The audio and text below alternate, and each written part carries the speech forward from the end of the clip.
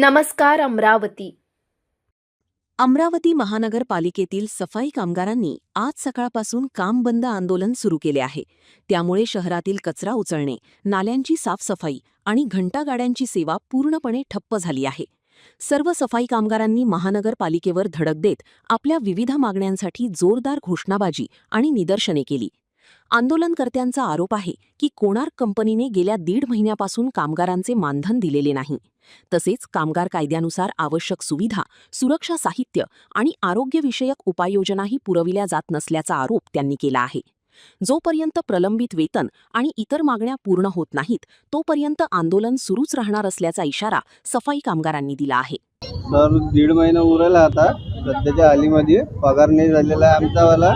ते नाही झाला, जो आमच्या यातला कोणताही कामदार व्यक्ती बिमार पडला, तिथं आमच्या घरचे व्यक्ती बिमार पडले तर कोणार्क कंपनीचे एकूण एक आम्हाला कार्ड भेटलं पाहिजे.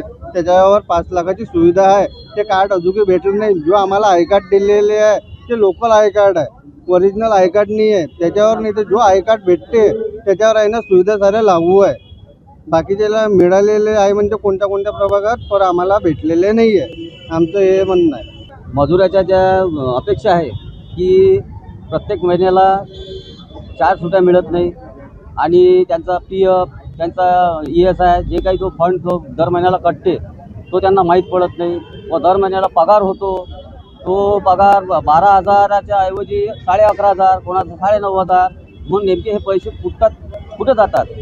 आम्हाला सर्वप्रथम प्रत्येक मजूर वर्गाला न्याय हवा व कामगाराच्यासाठी जे भारतरत्न डॉक्टर बाबासाहेब आंबेडकरांनी ज्या योजना तयार करून ठेवलेल्या आहेत त्या योजना प्रत्येक मजूर वर्गाला मिळण्यात यावं. व स्त्री वर्ग जो आहे आणि त्यांच्याबद्दल पण बाबासाहेबांनी असं लिहून ठेवलेलं आहे की तिची ज्यावेळेस गर्भधारणा होते त्यावेळेस तिला सुट्टी देण्यात यावी व तिला